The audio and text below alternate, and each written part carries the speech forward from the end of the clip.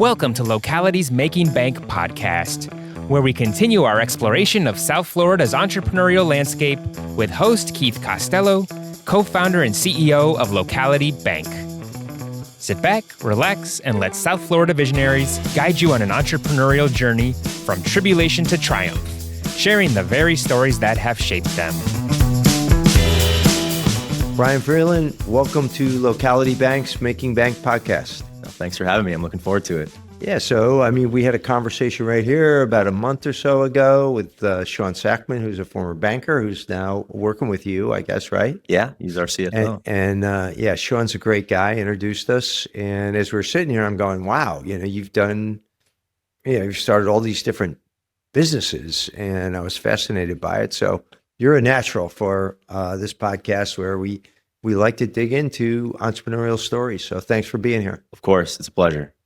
So we'll start off where we always do, which is, tell us about your background, your family background, where you're from originally, and, because I like to dig in there and see kind of where this entrepreneurship, bug started. Yeah. Was it in your younger days, something, or? Yeah, if you ask my parents, they'd probably say that. I wrote down, I think my first ever job was venture capitalism when I was 10, right? Which is a funny thing because I don't think I quite knew what venture capitalism was, but I liked venture, adventure. So I think that might have been adventure capitalism. So born and raised in Broward County, I think there's probably only 12 of us left, natural South Floridians. Yeah, my wife Sato actually is with you. Oh yeah. Yeah. And my wife as well too. So okay. Yeah, There's three out of the 12. Yeah.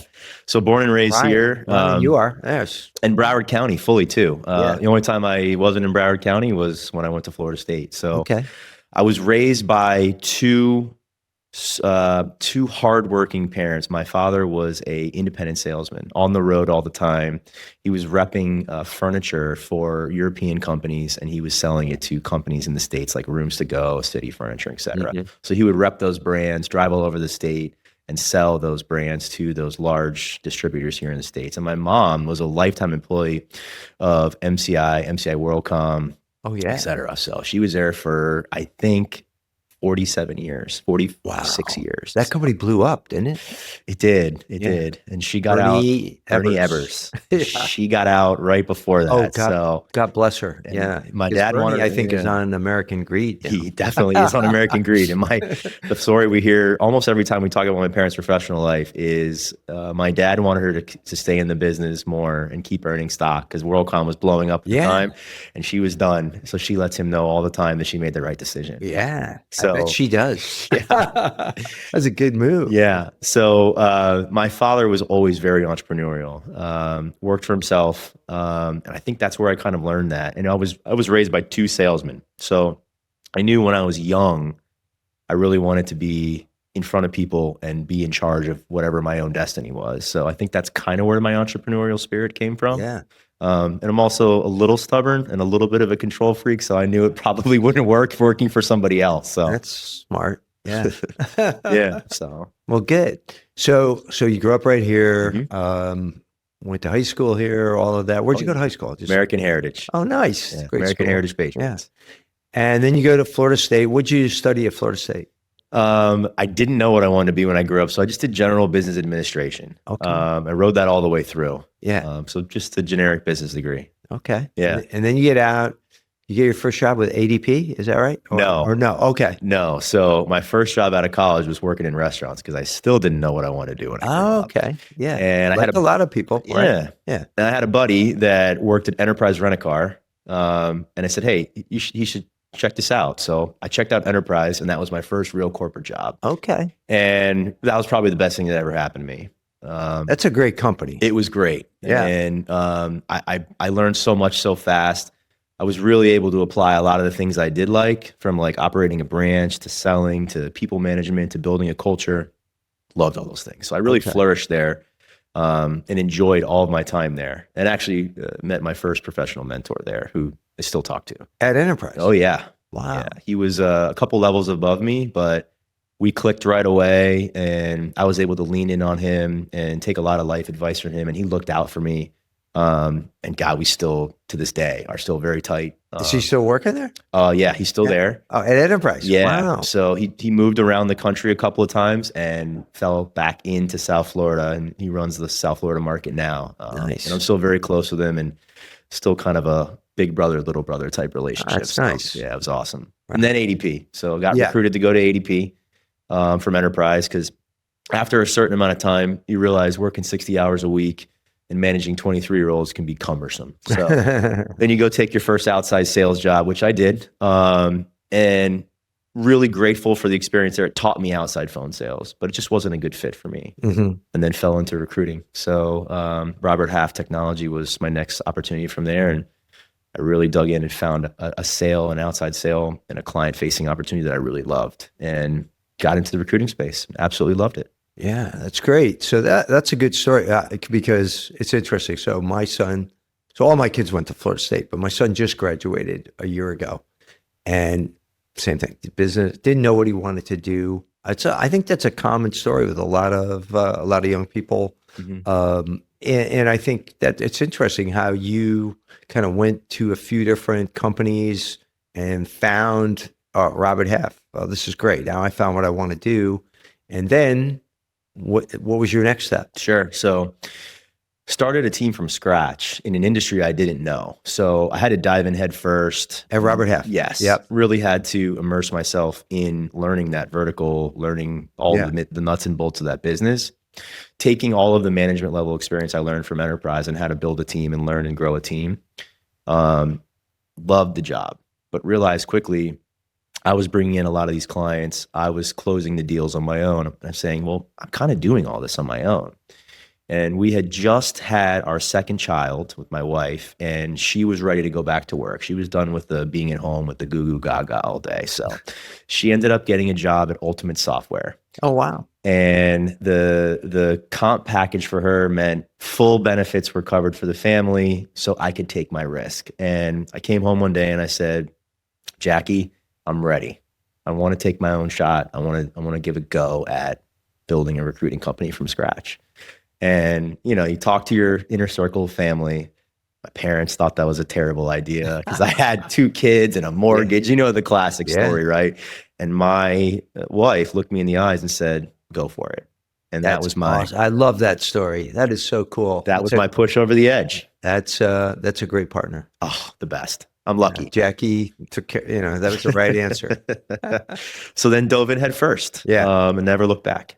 I love that story. I don't know if you ever heard the story about Starbucks. And who's the founder of Starbucks? I can't. Howard Schultz. Howard Schultz. Howard Schultz. Howard Schultz, same story. He was, left his corporate job, going to start Starbucks. And, the thing's not going anywhere. His wife's pregnant. His father-in-law comes to him. He says, hey, Howard, you got to get a job. My wife is working. My daughter's working, supporting you. She's pregnant. And Howard just broke into tears. He says, I'm sorry. I'm going to quit this thing. And he goes to his wife and says, he's going to quit. She goes, no, you're not. She said, get back out there and make this thing work. So we wouldn't have Starbucks today if it wasn't for a strong wife, just like Jackie, telling her husband, get out there and go for it. So lucky. Yeah. That's a blessing. Yeah. So you decide you're going to go into business for yourself. And where does that go?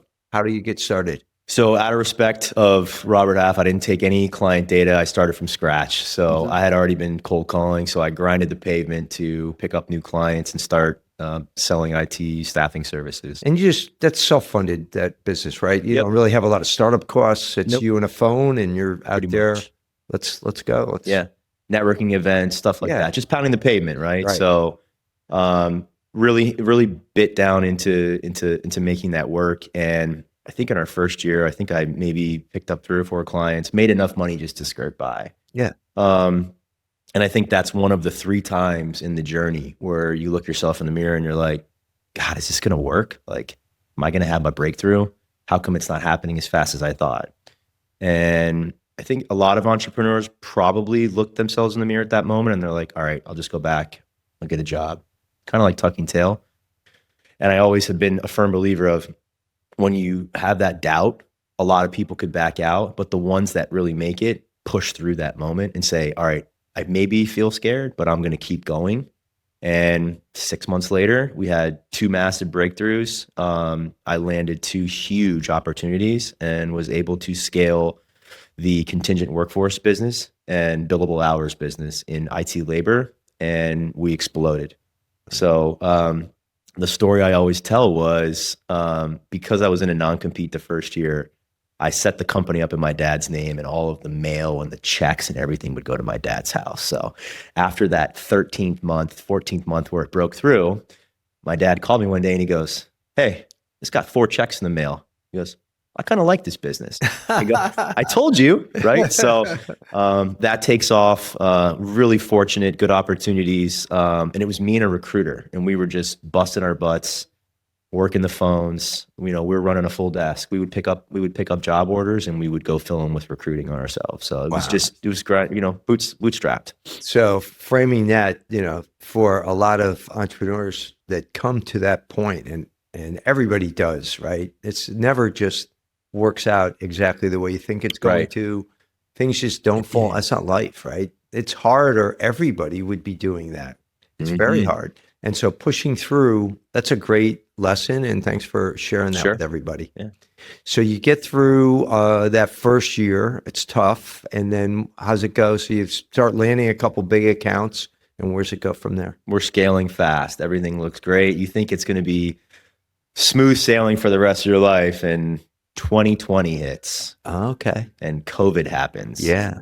And I pretty much went from over 100 resources to 0 in a matter of weeks. Mm-hmm. Because when it was 2 weeks to flatten the curve, everybody kind of freaked out and panicked and trimmed all their fat and their excess spend. So at that point, you're like, God, I got to start over again. So luckily, the IT staffing business rebounded quickly. As you know, remote work exploded after that. Yeah.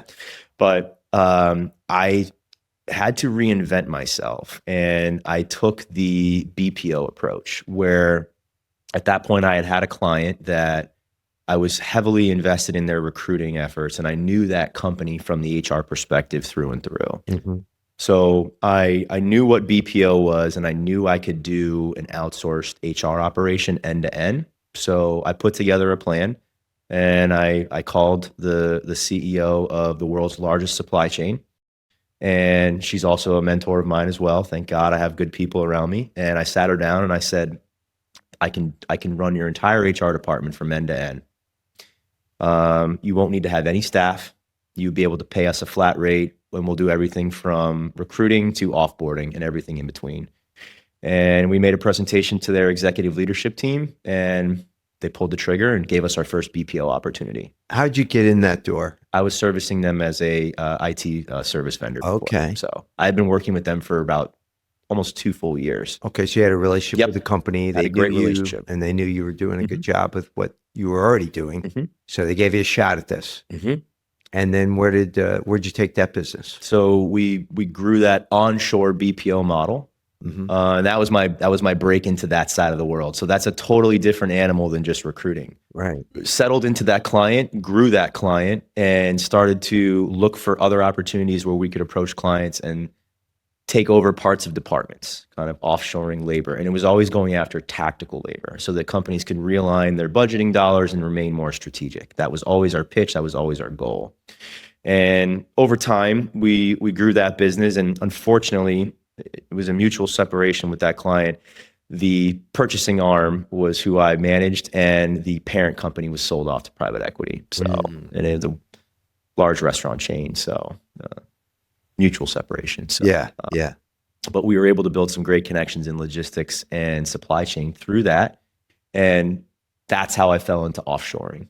Okay. And that's when I met another, a great partner of mine along the way. He kind of taught me a little bit about how you can realign the business and operate offshore and how to set those kinds of functions up. And I started brokering with him down in Colombia in Latin America and learning how that business operates. And over time, fell into the right partners and right people on the ground, and ended up opening my operations in Europe, which almost brings us fully up to date now with 2 offices in Europe and a growing offshoring BPO. So you have the two, you kind of split the company up into two different divisions. Right. So why don't you talk about that a little bit? So over time, I have a love for IT. And I think, ChatGPT was the AOL instant messenger of our time. And when it became more prevalent in society and you saw what it could do and what agentic development could do, kind of dove into the pool there and tried to start developing applications for myself that I could use to help scale my business. And as I would talk to other partners or clients of mine, I would share a little bit about what I'm doing, and they would say, "Oh, well, I might want that. I'd like to look at that." So we started getting into gently doing IT services and professional services for clients of ours. So when we do an offshoring model for a customer, by a position, we'll write a set of procedures down of what our resources are going to do. So over time, you look at that SOP and rather than telling the client, hey, you're scaling, you need more bodies or you need more resources, we would say, we can help you automate some of these processes. So rather than hiring more people, which we have great people in place, let's look at automating. Let's look at having human oversight into process automation. So when that starts to take off, I think from a company perspective, it's better to clean the lines of what's a resource and what's an IP and a technology. So advice of many people around us decided to split that off, and we created LS Technologies to service those businesses and develop our IPs that we could potentially maybe sell to customers, like that product that we talked about, the business development tool. So yeah. So I think that's interesting because I know in our business and probably in every business, right? You're talking about as you're looking at your staffing needs, and I think it's interesting, like that you have branched into this now, because the logical way to be looking at anything is to look at it as a process and see if you can automate it and use AI, because it's going to be the cheaper method of doing things. It can be done with AI. And then when it comes to something that can't be done by AI, offshoring is the next best in terms of cost. Mm-hmm. If you're looking to be efficient on cost, and there's some things you're going to need. Yes, you're going to need talent here. You're going to need, for instance, local talent. Like I couldn't replace Ryan with a robot or anything. Sure. Well, maybe a robot. But the fact that you have gone into all these different businesses is really, I think, very, that's great, diversification for you, kind of covering all these things. Sure. You work really hard over your life to build a great network, and I think every salesperson knows that if you're not nurturing that network properly over 20 years, it's not going to be a good network. And I kind of realized really quickly that a lot of the jobs that we offshore, they're going to be automated in 10 years. They may not need a human to be involved at all. So going to our partners and our clients saying, hey, listen, I'm a long-term fit for you. I just want you to know I can help you now and I can transition you into the future. Maybe not 10 years. Right. Maybe 3 to 5. You're right. I am just, I'm blown away in our industry how quickly things are changing. Mm-hmm. And I'm sure that's across the board with all industries. But we're facing so much technological change for sure. In the banking industry. But so is everybody else, right? Absolutely. Yeah. My firmest believer in life with businesses is if a client calls you and says, can you do something? The answer is yes. And we'll figure it out. And I want to be a one-stop shop for people. And I want to be able to offer a litany of products that can drive real solutions to our clients. So whenever something new comes in the marketplace, I'm never afraid to dive in and try it. And if it can be practical, then we'll apply it. And we're also very lucky, like I said, to have really strong relationships that people are willing to give us a chance to try something and see if it works and explore that avenue with them on a pilot for many, many things. So that's always been our number one benchmark, is just having great people that trusted us and us being able to invest in ourselves and take those opportunities so that we can really be a one-stop shop for complete business solutions. And that's always been my goal. You've been in business since 2017. 2017. So coming up on a decade of my own. Yes. Wow. Yes. Okay. Yes. Yeah. So through that period of time, you already shared with us one lesson that you learned, which is persevere when things get tough and stick it out, because you don't know when, things could turn around as they did for you in a couple months. What's some other lesson, or what's one other lesson kind of that you learned as you were building this company? I think it's a little bit more on the personal side. So when you're doing well, obviously you're doing well, but when you're doing poorly or things hit a rough spot or you hit a lull, trying to take that all on by yourself is probably an entrepreneur's biggest mistake. And not being afraid to lean into people, discuss challenging times, discuss how other people are handling opportunities can get you off the mat quicker. And I mean, there's been times where I look back and I say, God, if I'd have just leaned in to this person sooner, I probably could have saved myself 5 months of BS. Yeah. So I really, as the entrepreneur, we all want the successful part, and it's understanding that you're gonna take a lot of licks. Right. It's never gonna come easy, but if you've developed and built the right network of people around you, you can pretty much get through anything as long as you're willing to lean into those people. I know, and I wrote down here, you've built some good relationships. I mean, even going back to enterprise and some of these people you've kept in touch with as mentors and establishing mentors early in your career, people that, you can go to throughout your career. Yeah. And you've maintained those relationships. I mean, I think that's a great lesson to anyone really who's trying to get through the tough times of building something and starting something like you have done. We're all going through it. Yeah. Everybody's going through tough times, whether they show it or not. So. Yeah. Are you in any business groups like Vistage, YPO, or anything like that? I'm not. I did a lot of those when I was younger in my career. And not that I didn't see value for it, but when you have 3 kids, your time is limited. Yeah. I try to coach the sports when I can. I try to be involved as I can. Try to have some fun when I can with some friends. So I don't do that as much as I should.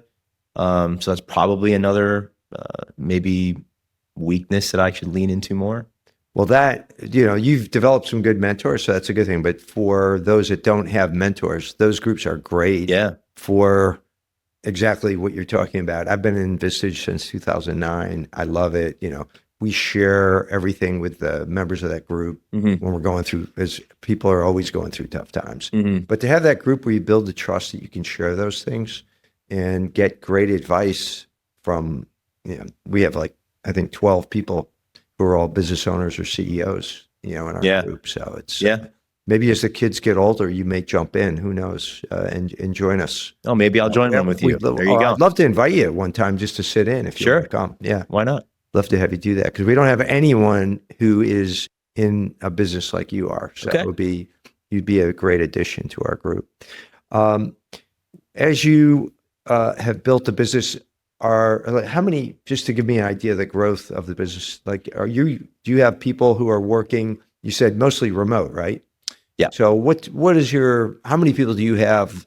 Because I'm sure you have contract employees and you have actually staff that is working for you. So. Yeah, from a corporate side, we're not too big. We run pretty lean. I'm a multiple hats kind of guy. I mean, a lesson I learned at a young age. You can call me whatever you want. You can call me the janitor if you want, but I'm gonna do all the jobs. We're gonna get it done together, and that's an enterprise thing. They put you at the front. They want you to wash the cars, to sell to customers, train the people. So that's where I was ingrained in my head from that at a young age.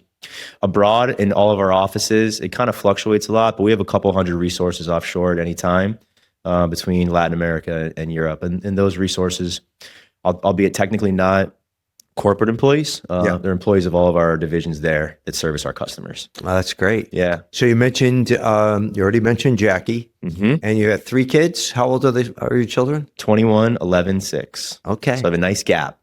Built-in babysitter, as they say. Yeah. That's great. I'm always forward thinking, Keith. All right. That's awesome. So what's the future look like for you? I'd like to diversify in a couple more countries so we can have a 24/7 operation, truly 24/7 service operation. Our big push this year is diversifying in Europe heavily from a European clientele. I'd like to see the technology arm get to north of 8 figures and put the whole package together and then take it to market. Yeah. Yes. Awesome. 5-year plan. That sounds great. Yeah. And with your track record, I'm sure you'll do it. I appreciate it. Yeah. So I can get into something else, right? Because I'm sure I'll sit at home for 6 months and be bored. You will. I definitely can tell that about you, Bryan. You'll definitely get bored. All right. So now, anything else you want to share? You've had really, I mean, just a very interesting career. Any other lessons that you learned along the way that you want to share before we go to the lightning round? No, I mean, I'm not afraid to talk about the licks, and I'm not afraid to. What's the biggest lick you had to encounter other than COVID? $4 million loss in revenue in 1 month. Whoa. Yeah. So it was one customer, one big customer that said, I'm out of here? Yep. Okay. Yep. Tough times. That's when you got to lean into people. Yeah. I would also say never rest on your laurels, right? It can always be better. So don't ever feel like you've got the world by the balls, so to speak. When things are going great, that's definitely the time to start doubling down, working harder, wondering what could go wrong. Correct. Well, great. So let's go now to the lightning round, which I hope you've been prepped a little bit on. I'm a natural with, I want you to give me all the natural stuff. I want to give you all these rapid fire responses. Well, you know what? If you do not, if I catch you with one, you can always pass. Oh, good. What's your favorite book? Old Man in the Sea. Oh, wow. I'm going to write that down because I would love to reread that. I've read it before. But great book. Yeah. So much double meaning. How about a song from your past that, like, when you just lost that $4 million customer and you got to like get fired up to go back? What is your song? I don't know if it's that one. It is a Van Morrison's Sweet Thing. Makes me think about my kids all the time. That's my like, whenever I'm having a bad day, that's my song that I just gets my kids in my head, and that's all that matters. That's great. So AI, okay. You're very familiar with AI. There's some stuff going on right now that's like frightening. Like, AI agents talking about their humans on a social media platform. I was reading this the other day. Saw that. It was shocking. So you're in the middle of this. I know you see all the advantages overall with AI. Does it scare you, or are you excited? More excited than very excited. Okay. AI needs guardrails. Yeah. And whatever you see as a shiny new toy doesn't mean you dive in and throw everything behind it. Yeah. You have to test it and vet it. And I know exactly what you're talking about with that AI talking about their owners and stuff. I saw that too. And I think one of my developers said, hey, could we try this? And I told him no. Do not let the kids out of the cages. No. What's your favorite local restaurant? Runyon's in Coral Springs. Yeah, know that one. Great spot. It's been around a long time. What is a new skill that you're learning? Patience. Wow, that's a good one. Patience. Yeah, that helps with the young kids too, doesn't it? Patience.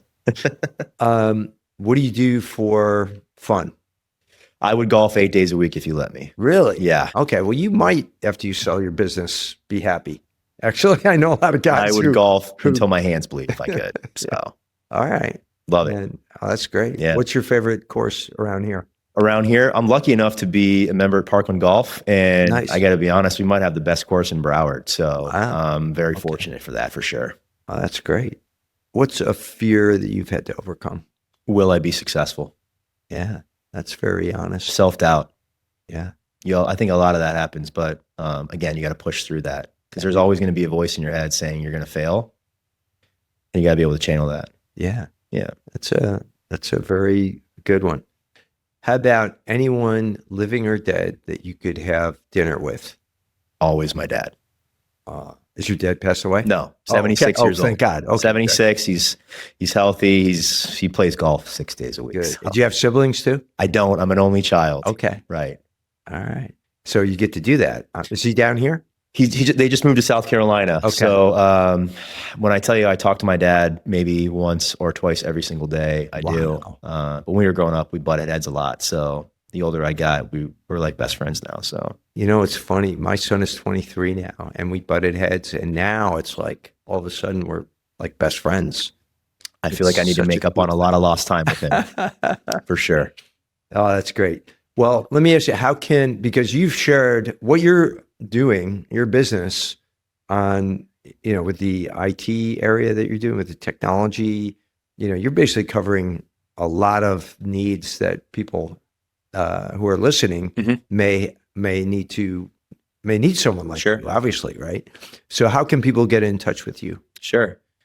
So anyone that wants to go to our website, lsglobalgroup.com, it gets you pretty much all the information you need there. On that website, we've got a benchmark analysis tool and a talent calculator. Okay. That benchmark analysis tool, it's about 15 questions, and it'll help you evaluate where you rank against global competitors in your skill set. Take that. And give you like an assessment score on where you're at, from everything from risk and compliance to HR, policy, procedure, and AI adaptation. Wow. lsglobalgroup.com. lsglobalgroup.com. And then a talent calculator, you can evaluate, hey, what am I paying in the States and what kind of compounded savings could I have offshore? That's I think so interesting. that's a great tool valuable. Yeah, it's a great tool for people to look at to see value before we have a conversation. Right. Obviously, we can put our contact information with you in there, but sure, really just love having conversations. And you're on LinkedIn. So yeah, for sure. Reach out on LinkedIn, sure. Connect with you on there. Yep, too. Absolutely. That's awesome. Yeah. So, well, thank you very much. It was great talking with you. Thanks for sharing so much great information. Appreciate it. Thanks a lot. Thanks for tuning in to Locality's Making Bank podcast. Be sure to subscribe on your favorite podcast platform to catch the latest episodes, and visit localitybank.com today to learn more about all the benefits of banking local.